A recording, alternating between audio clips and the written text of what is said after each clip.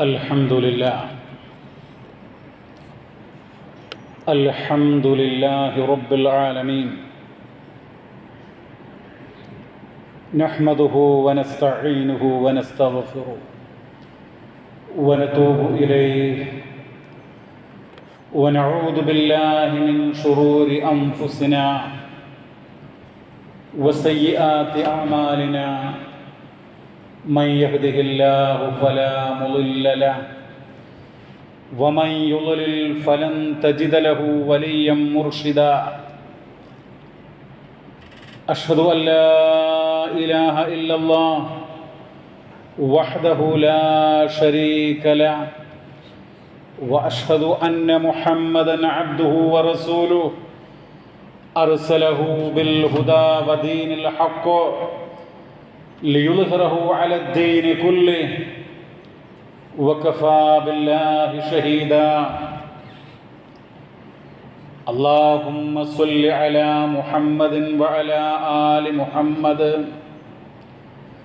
كما صليت على إبراهيم وعلى آل إبراهيم إنك حميد مجيد اللهم بارك على محمد وعلى آل محمد كما باركت على إبراهيم وعلى آل إبراهيم في العالمين إنك حميد مجيد أما بعد فإن خير الحديث كتاب الله وخير الهدي هدي محمد صلى الله عليه وسلم وشر الأمور محدثاتها وكل محدثة بدعة وكل بدعة ضلالة وكل ضلالة في النار أعوذ بالله من الشيطان الرجيم بسم الله الرحمن الرحيم يا أيها الذين آمنوا اتقوا الله حق تقاته ولا تموتن إلا وأنتم مسلمون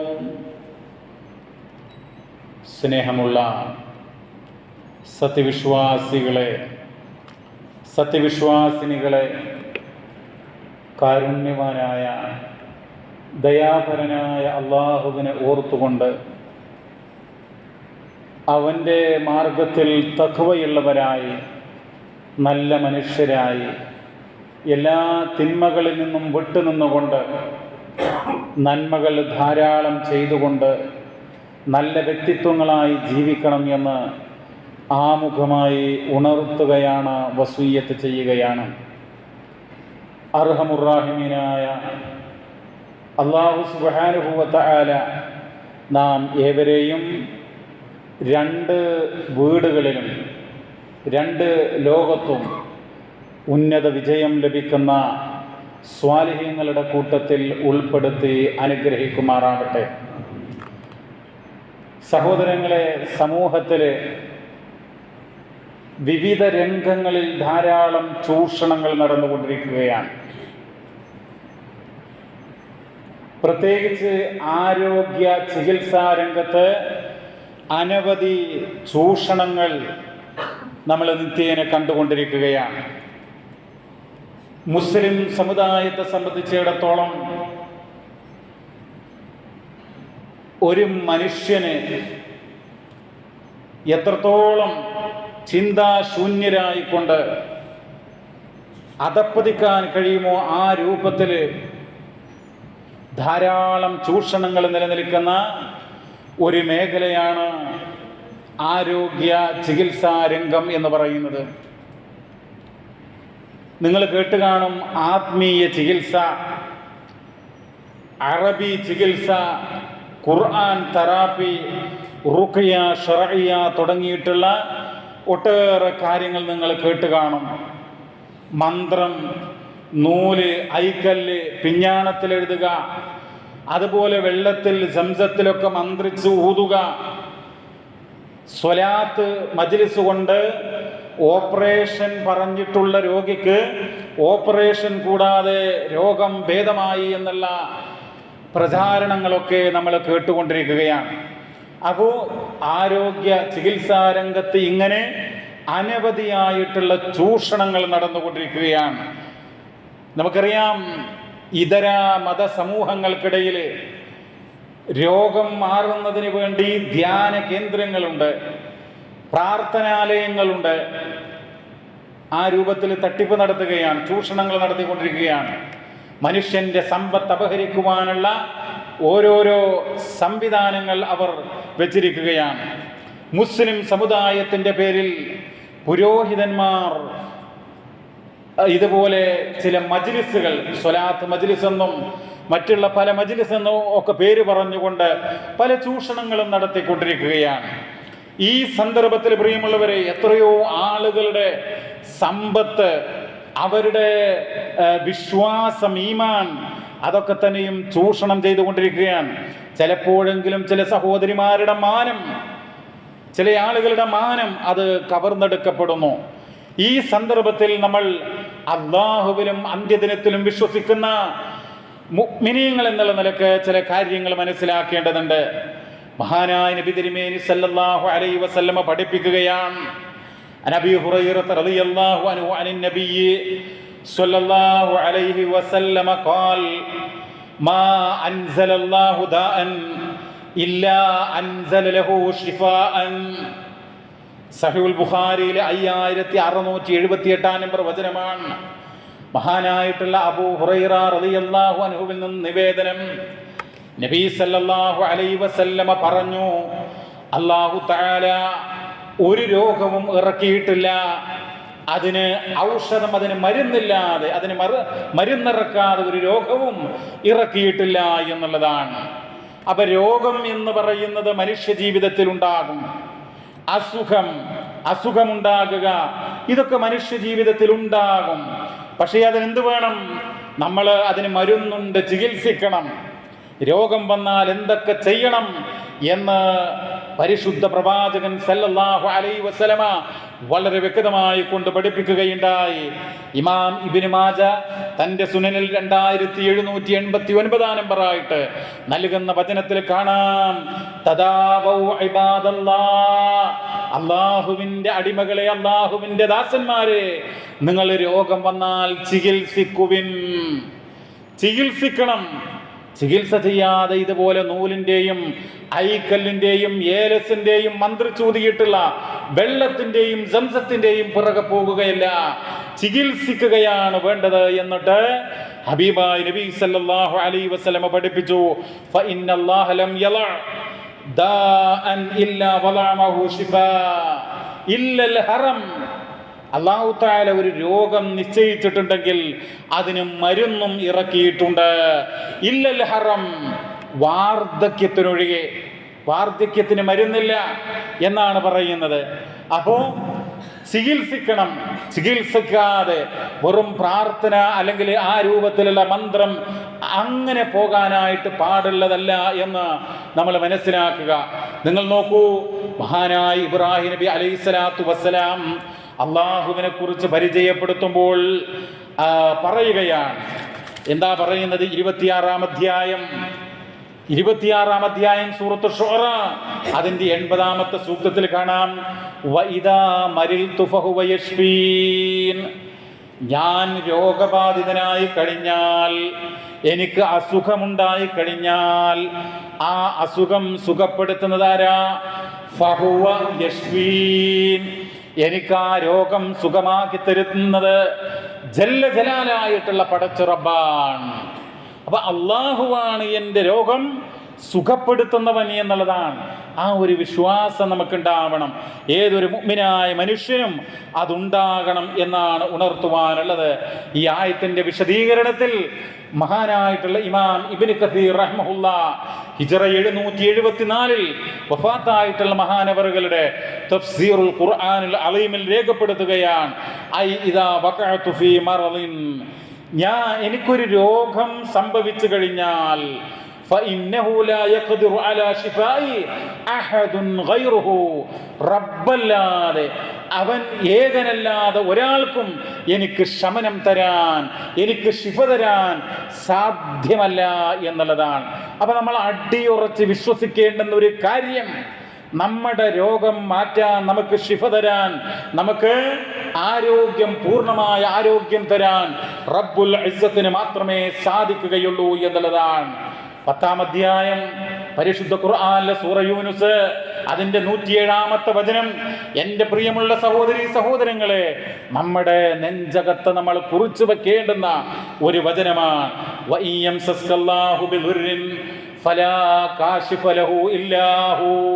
അല്ലാഹു തആല നിങ്ങൾക്കൊരു ഒരു ബുദ്ധിമുട്ട് ഉണ്ടാക്കാനായിട്ട് ഉദ്ദേശിച്ചു കഴിഞ്ഞാൽ അവനല്ലാതെ അത് നിവർത്തിക്കുവാൻ, അത് പരിഹരിക്കുവാൻ, അത് നീക്കിക്കളയുവാൻ, ആ അസുഖം ഭേദമാക്കുവാൻ മറ്റാരും തന്നെ ഇല്ല. ഇനി നന്മയോ,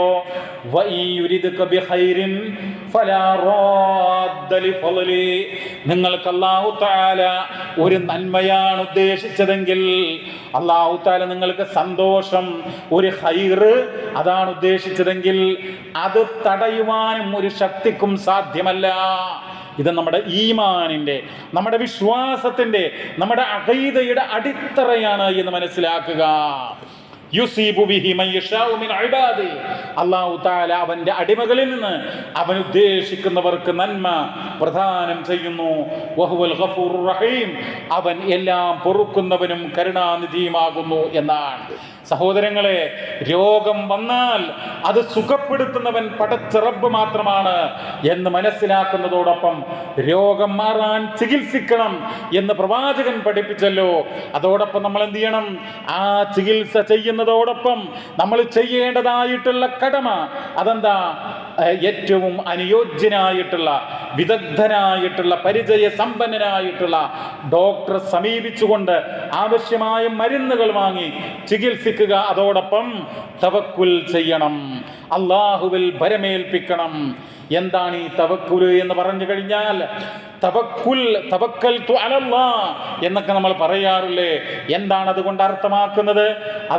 അതുകൊണ്ട് ഉദ്ദേശിക്കുന്നത്, പ്രിയമുള്ളവരെ, നന്മ, എന്തൊരു നന്മയാകട്ടെ, ആ നന്മ നമുക്ക് പ്രദാനം ചെയ്യുവാൻ, ദോഷം നമ്മിൽ നിന്ന് അകറ്റുവാൻ നമ്മൾ അവലംബിക്കേണ്ടത് പടച്ച റബ്ബിനെ മാത്രം. അതാണ് തവക്കുൽ എന്ന് പറഞ്ഞാൽ അതുകൊണ്ട് ഉദ്ദേശിക്കുന്നത്. അപ്പൊ നമുക്കുണ്ടാകുന്ന ഈ രോഗം അത് മാറാൻ നമ്മൾ ചെയ്യേണ്ട കാര്യം ചെയ്തിട്ട് റബ്ബിനെ അവലംബിക്കുക. അതാണ് തവക്കുൽ എന്ന് പറയുന്നത്. നിങ്ങൾ നോക്കൂ, ചില ആളുകൾ മനസ്സിലാക്കിയത് എന്താ? പരിശുദ്ധ ഖുർആൻ ഉണ്ടല്ലോ, ആ ഖുർആനിന്റെ അധ്യായങ്ങൾ, ആ ഖുർആനിന്റെ സൂറത്തുകൾ, ആയത്തുകൾ, അതൊക്കെ മനുഷ്യർക്കുണ്ടാകുന്ന പല രോഗങ്ങൾക്കും മരുന്നാണ് എന്നാണ് പലരും മനസ്സിലാക്കിയിട്ടുള്ളത്.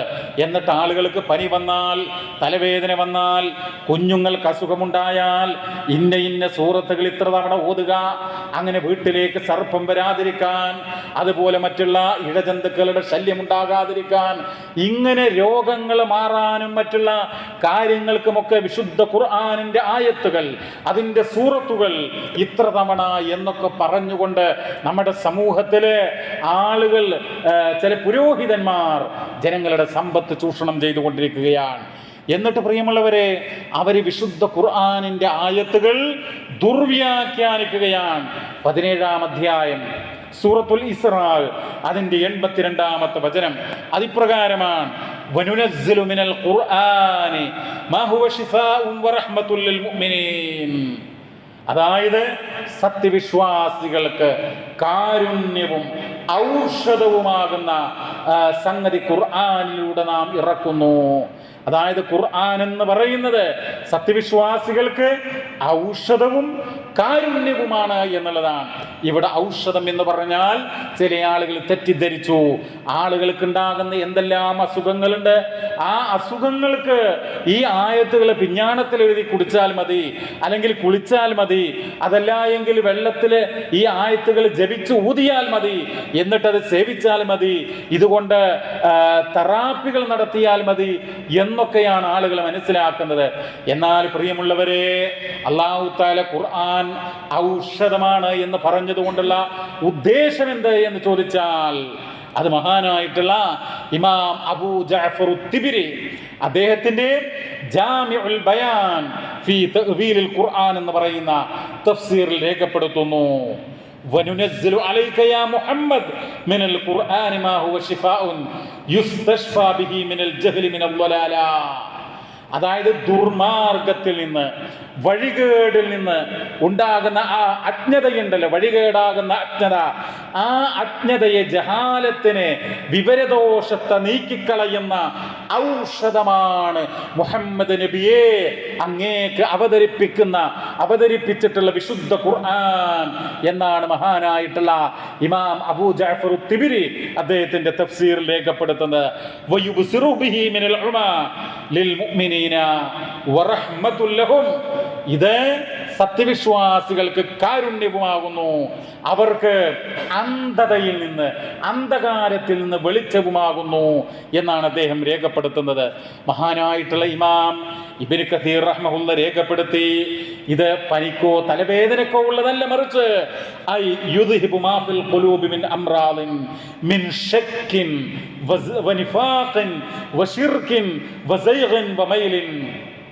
അതായത് ശക്ക്, സംശയം, പരലോകമുണ്ടോ ഇല്ലയോ, അതുപോലെ ഇങ്ങനെ ഇസ്ലാമിൻ്റെ വിശ്വാസ കാര്യങ്ങളെക്കുറിച്ചും അതുപോലെ തന്നെ പരിശുദ്ധ ഖുർആനിൽ പറയുന്ന സംഗതികളെക്കുറിച്ചൊക്കെ സംശയം ഉണ്ടാകുക, അതുപോലെ തന്നെ വനിഫാഖ്, കാപഢ്യം, കപടത, ചില ആളുകളുടെ മനസ്സിൽ കപടതയുണ്ടാകും, മുനാഫിക്ക് എന്ന് പറയാറില്ല, നിഫാഖ്, അതുപോലെ ഷിർക്ക്, ബഹുദൈവ വിശ്വാസം, സത്യപാന്താവിൽ നിന്ന്, സിറാത്തുൽ മുസ്തഖീമിൽ നിന്ന് വ്യതിചലിക്കുക. അപ്പൊ ഇങ്ങനെയുള്ള കാര്യങ്ങളൊക്കെ മനുഷ്യ മനസ്സുകളിൽ നിന്ന് നീക്കം ചെയ്യുന്ന ഔഷധമാണ് ഖുർആൻ. എന്നിട്ട് പറയാൻ ഫൽ ഖുർആൻ യശ്ഫി മിൻ ദാലിക കുല്ലി, ഇങ്ങനെയുള്ള എല്ലാ കാര്യങ്ങൾക്കുമുള്ള ഔഷധമാണ് ഖുർആൻ. അതാണ് സൂറ ഇബ്രാഹിമിന്റെ 1-ാമത്തെ ആയത്തിൽ പറഞ്ഞത്, കിതാബുൻ അൻസൽനാഹു ഇലൈക. ഈ വിശുദ്ധ ഖുർആൻ ഉണ്ടല്ലോ, അത് നാം അവതരിപ്പിച്ചത് ലി തുഖ്രിജന്നാസ മിനൽ ദുലുമാതി ഇലൻ നൂർ, അന്ധകാരങ്ങളിൽ നിന്ന് പ്രകാശത്തിലേക്ക് ജനങ്ങളെ നയിക്കുവാൻ വേണ്ടി. അന്ധകാരങ്ങളിൽ നിന്ന്, അന്ധകാരം എന്ന് പറഞ്ഞാൽ ബഹുദൈവ വിശ്വാസം, ഇസ്ലാമിൽ നിന്നുള്ള മാർഗഭ്രംശം, കാപഢ്യം, ഇസ്ലാമിനെ കുറിച്ചുള്ള സംശയം, പരലോകമുണ്ടാകുമോ, അവിടെ സ്വർഗമുണ്ടാകുമോ, എങ്ങനെ ജനകോടികളെ ഒരേ സമയം എങ്ങനെ വിചാരണ ചെയ്യും, ഇങ്ങനെയൊക്കെയുള്ള സംശയം ഉണ്ടല്ലോ, അതിൽ നിന്നൊക്കെയുള്ള ഔഷധമാണ് ഈ വിശുദ്ധ ഖുർആൻ എന്നാണ് പറയുന്നത്.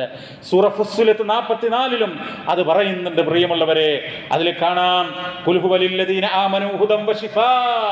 പറയുക പ്രവാചകരെ, ഈ വിശുദ്ധ ഖുർആൻ ഉണ്ടല്ലോ, ഈമാനുള്ള ആളുകൾക്ക് അത് മാർഗദർശനവും ഔഷധവുമാകുന്നു.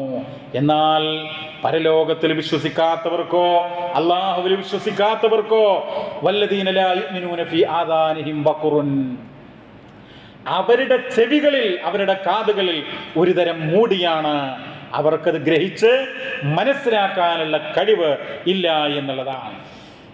വഹുവ അലൈഹിം അമാ, അവർക്ക് അന്ധതയാണ് എന്നുള്ളതാണ് പരിശുദ്ധ ഖുർആൻ പറയുന്നത്. അപ്പോൾ വെള്ളപ്പാണ്ടാകട്ടെ, കുഷ്ഠമാകട്ടെ, അതുപോലെ തന്നെ ഉദരരോഗമാകട്ടെ, അതുപോലെ തന്നെ മറ്റുള്ള എന്തൊരു രോഗമാകട്ടെ, അതിനുള്ള ഔഷധമല്ല ഖുർആൻ എന്ന് മനസ്സിലാക്കി. ഖുർആൻ എന്ന് പറയുന്നത് അത് ഇസ്ലാമിൻ്റെ യഥാർത്ഥ വിശ്വാസ അനുഷ്ഠാന കർമ്മങ്ങൾ പഠിപ്പിച്ച് മനുഷ്യനെ അന്ധകാരങ്ങളിൽ നിന്ന് വെളിച്ചത്തിലേക്ക്, പ്രകാശത്തിലേക്ക് നയിക്കുന്ന ഗ്രന്ഥമാണ് ഖുർആൻ.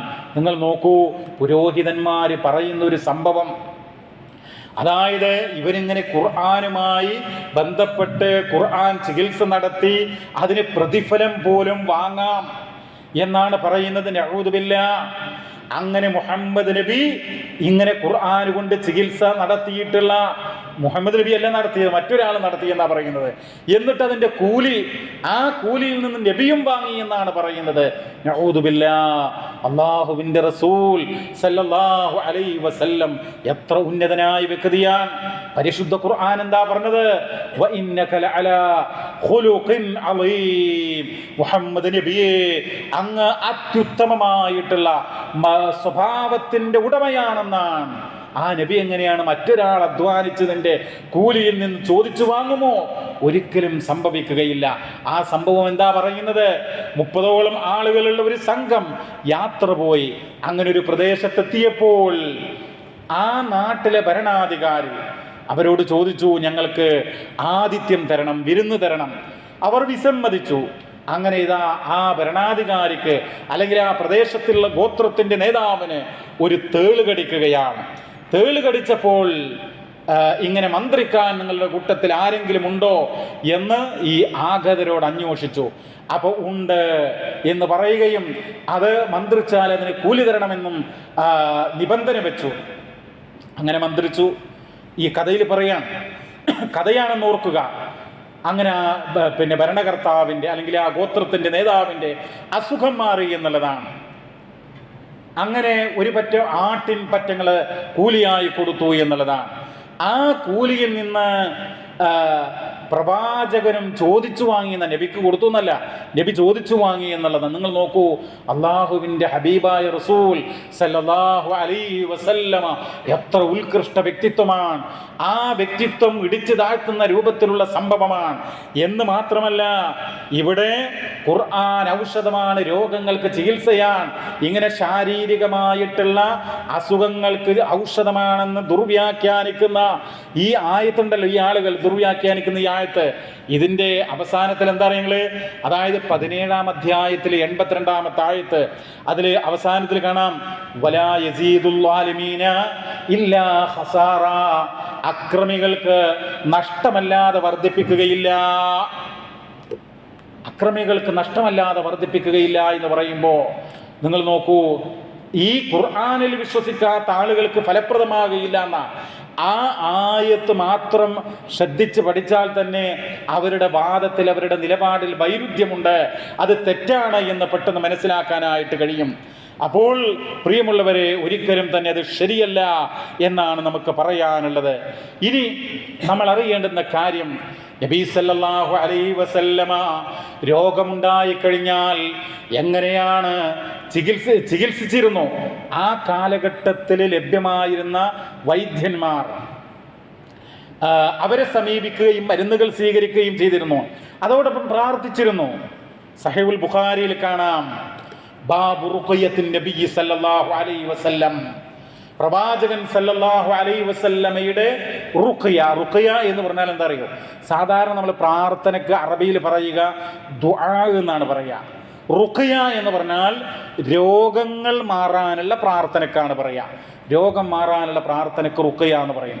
അപ്പോൾ പ്രവാചകൻ സല്ലല്ലാഹു അലൈഹി വസല്ലം തങ്ങൾ നടത്തിയിട്ടുള്ള റുഖ്യ എന്ന് പറയുന്ന സ്വഹീഹുൽ ബുഖാരിയിലെ ഒരു അധ്യായം കാണാം. പ്രിയമുള്ളവരെ, ഒന്നിങ്ങോട്ട് ചേർന്ന് ഇരുന്നാൽ ഇനി വരുന്ന ആളുകൾക്ക് ബുദ്ധിമുട്ട് കൂടാതെ ഇരിക്കാൻ കഴിയുന്നതാണ്. അപ്പോൾ ഈ സഹീഹുൽ ബുഖാരിയിലെ 5411 നമ്പർ വചനം നമ്മൾ ശ്രദ്ധിക്കണം. ഇതിനൊരു പുരോഹിതന്റെ ആവശ്യമില്ല, ഒരു ഉസ്താദിന്റെയും ആവശ്യമില്ല. ആയിഷ റളിയല്ലാഹു അൻഹാ, ആയിഷ റളിയല്ലാഹു അൻഹയിൽ നിന്ന് നിവേദനം, അന്നൻ നബിയ സല്ലല്ലാഹു അലൈഹി വസല്ലമ, മഹാനായ പ്രവാചകൻ സല്ലല്ലാഹു അലൈഹി വസല്ലം, കാന യുഅവ്വിദു ബഅള അഹ്ലിഹി, പ്രവാചകന്റെ പത്നിമാരിൽപ്പെട്ട ചിലർക്ക് രോഗങ്ങൾ ഉണ്ടാകുമ്പോൾ അള്ളാന്റെ റസൂല് അവർക്ക് വേണ്ടി പ്രാർത്ഥിക്കുമായിരുന്നു. യംസഹു ബിയദിഹിൽ യുംന, തൻ്റെ പ്രവാചകന്റെ വലത് കൈ കൊണ്ട് ഇങ്ങനെ തടവിക്കൊണ്ടാണ് ആ പ്രാർത്ഥന നിർവഹിക്കുക. തലയിൽ നെറ്റിയിലൊക്കെ ഇങ്ങനെ തടവുക. എന്നിട്ടാണ് പ്രാർത്ഥിക്കുന്നത്. എന്താ പ്രാർത്ഥിക്കുന്നത്? വയഖൂൽ, അള്ളാന്റെ റസൂല് പറയും, അല്ലാഹുമ്മ റബ്ബന്നാസ് അദ്ഹിബിൽ ബഅസ ഇശ്ഫി അൻത ശാഫി ലാ ശിഫാ ഇല്ലാ ശിഫാഉക ശിഫാഅൻ ലാ യുഗാദിറു സഖമാ. ഇത് അള്ളാഹിൻ്റെ റസൂൽ സല്ലല്ലാഹു അലൈഹി വസല്ലം സ്വന്തം പത്നിമാർക്ക് വേണ്ടി പ്രാർത്ഥിച്ചതാണ്. സഹീഹുൽ ബുഖാരിയിൽ വന്നതാണ്. 5411 നമ്പർ വചനമാണ്. ഇതാണ് റുഖ്യ എന്ന് പറഞ്ഞാൽ, ഇതാണ് രോഗം മാറാനുള്ള പ്രാർത്ഥന. ഇതാണ് നമ്മൾ പ്രാർത്ഥിക്കേണ്ടത്.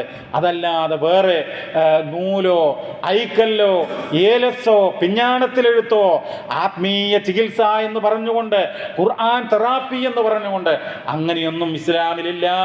അങ്ങനെയൊന്നും പ്രവാചകൻ പഠിപ്പിച്ചിട്ടില്ല എന്ന് കൃത്യമായി മനസ്സിലാക്കുക.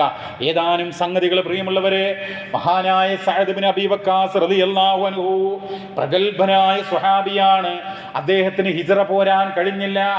ഹിജ്റ പോരുന്ന വേളയിൽ രോഗം ബാധിച്ചു. ആ സന്ദർഭത്തിൽ പ്രവാചകൻ അദ്ദേഹത്തെ സന്ദർശിച്ചു. പ്രവാചകൻ രോഗിയായി കിടക്കുന്ന സഅദ് ബിൻ അബീ വഖാസ് റളിയല്ലാഹു അൻഹുവിന്റെ നെറ്റിയിൽ ഇങ്ങനെ കൈവച്ചു, വലത് കൈവച്ചു. എന്നിട്ട് പറഞ്ഞു, അല്ലാഹുമ്മ ശ്ഫി സഅദ, അല്ലാഹുമ്മ ശ്ഫി സഅദ, അല്ലാഹുമ്മ ശ്ഫി സഅദ. 3 തവണ ആവർത്തിച്ചുകൊണ്ട് പ്രാർത്ഥിച്ചു, റബ്ബേ സഅദിന് നീ ശിഫ നൽകണമേ. സ്വഹീഹുൽ ബുഖാരിയിൽ 5659 വചനം. മറ്റൊരു വചനം നിങ്ങൾ നോക്കൂ, സഹീഹ് മുസ്ലിമിലെ 2202 വചനം. അത് ഇപ്രകാരമാണ്.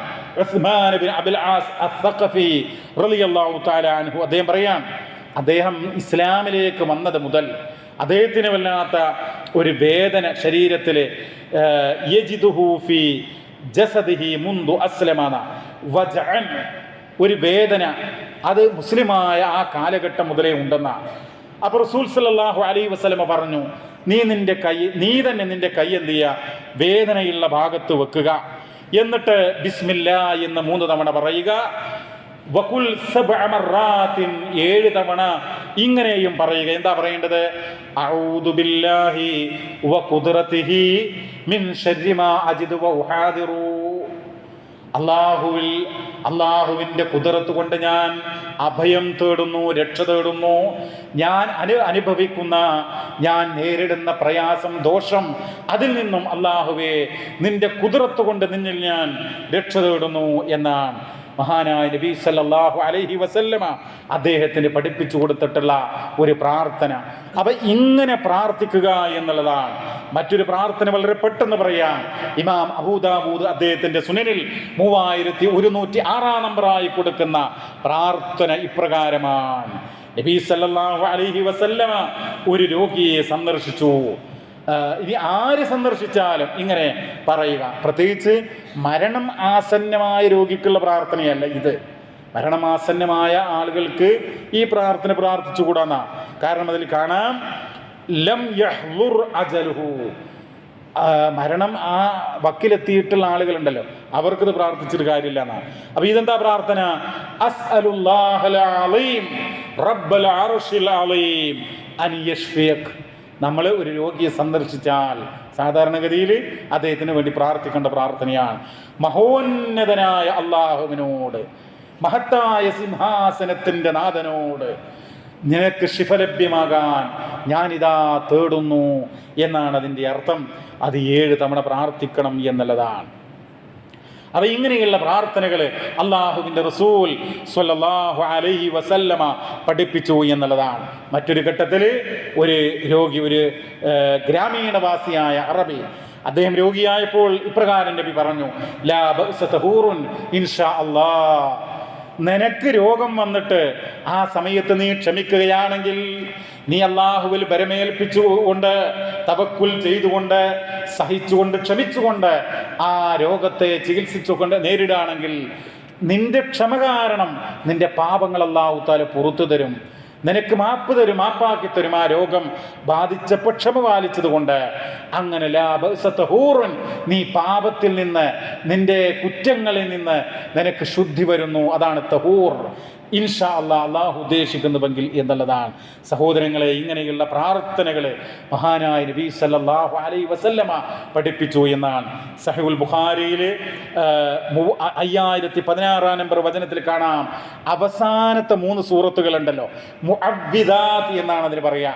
ഹദീസുമായി അർത്ഥം പറയാൻ സമയമില്ലാത്തത് കൊണ്ട് അതിൻ്റെ ചുരുക്കം പറയുകയാണ്. രക്ഷ തേടാനുള്ള അധ്യായങ്ങൾ എന്നർത്ഥം. സൂറത്തുൽ ഖുൽ ഹുവല്ലാഹു അഹദ് എന്ന് പറയുന്ന ആ സൂറത്ത്, അതുപോലെ ഫലക്ക്, നാസ് അവസാനത്തെ 3 അധ്യായങ്ങൾ, അതിന് മുഅവ്വിദാത്ത് എന്ന് പറയും. ആ അധ്യായങ്ങൾ നമ്മൾ കൈ കൂട്ടിപ്പിടിച്ചതിൽ ഊതി ശരീരമാസകലം തടവുക. അത് പ്രവാചകൻ സല്ലല്ലാഹു അലൈഹി വസല്ലം ചെയ്തിരുന്നു. രോഗം വരുമ്പോൾ സ്വന്തമായി നബിക്ക് അവസാന കാലഘട്ടത്തിലും മരിക്കുന്നതിന് മുമ്പ് ആയിഷ റളിയല്ലാഹു അൻഹ അങ്ങനെ ചെയ്തു കൊടുത്തിരുന്നു. ഇതൊക്കെയാണ് പ്രമാണത്തിലുള്ള ഖുർആൻ ഹദീസിൽ പ്രമാണത്തിൽ വ്യക്തമായുള്ളത്. ഇതാണ് നമ്മൾ ചെയ്യേണ്ടത്. ഇതിൻ്റെ അപ്പുറത്തേക്ക് മറ്റൊരു ആത്മീയ ചികിത്സയുമില്ല എന്ന് നമ്മൾ മനസ്സിലാക്കുക. പരിശുദ്ധ ഖുർആനും അള്ളാഹുവിൻ്റെ ഹബീബിൻ്റെ സ്വഹീഹായിട്ടുള്ള നബി വചനങ്ങളും മുറുകെ പിടിച്ചുകൊണ്ട് അള്ളാഹുവിൻ്റെ റഹ്മത്ത് പ്രതീക്ഷിച്ചുകൊണ്ട് എന്ത് രോഗം വന്നാലും നമ്മുടെ ഈമാൻ അത് നഷ്ടപ്പെടുത്താതെ അള്ളാഹുവിൻ്റെ കാരുണ്യം പ്രതീക്ഷിച്ചുകൊണ്ട് മുന്നോട്ട് പോകാൻ നമ്മൾ തയ്യാറാകുക. അള്ളാഹു തആല നാം ഏവരെയും അനുഗ്രഹിക്കുമാറാവട്ടെ.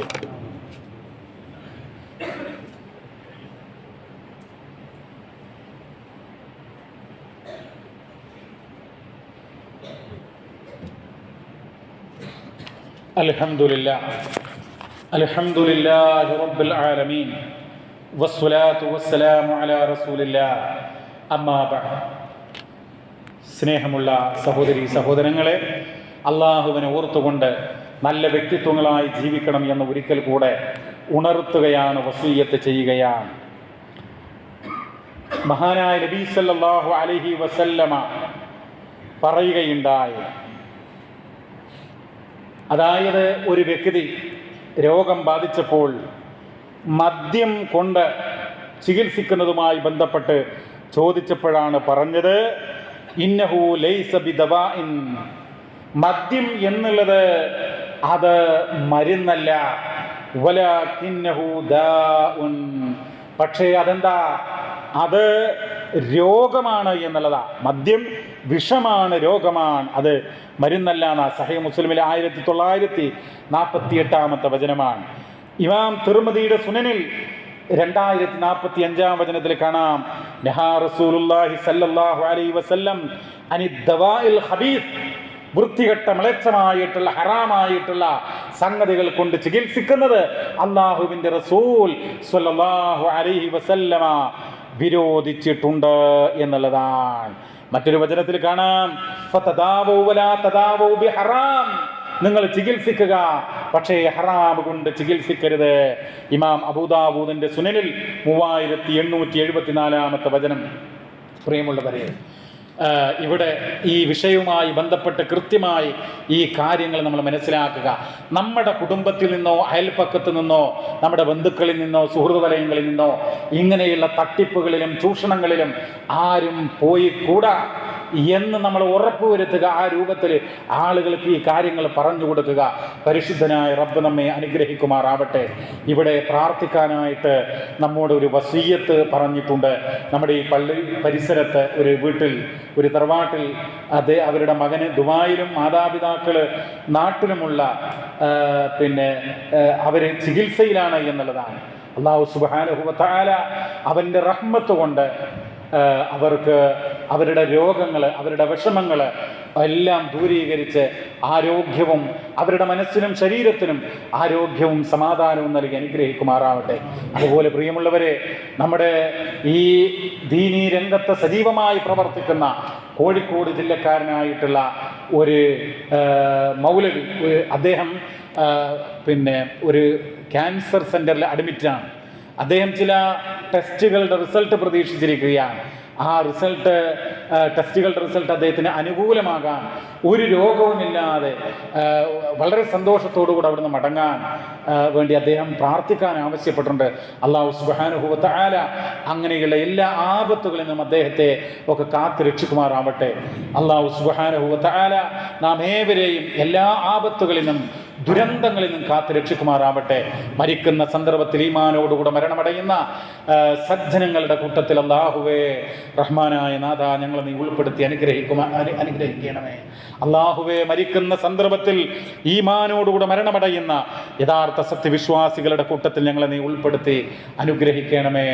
അല്ലാഹുമ്മ ഗ്ഫിർ ലിൽ മുഅ്മിനീന വൽ മുഅ്മിനാത്ത് വൽ മുസ്ലിമീന വൽ മുസ്ലിമാത്ത് അൽ അഹ്യാഇ മിൻഹും വൽ അംവാത്ത് ഇന്നക മുജീബുദ് ദഅവാതി വയാ قاضي الحاجات ربنا اغفر لنا ولإخواننا الذين سبقونا بالإيمان ولا تجعل في قلوبنا غلا للذين آمنوا ربنا إنك رؤوف رحيم ربنا آتنا في الدنيا حسنة وفي الآخرة حسنة وقنا عذاب النار ربنا تقبل منا إنك أنت السميع العليم وتب علينا إنك أنت التواب الرحيم واغفر لنا يا غافر المذنبين وارحمنا يا أرحم الراحمين صلى الله وسلم على نبينا محمد والحمد لله رب العالمين.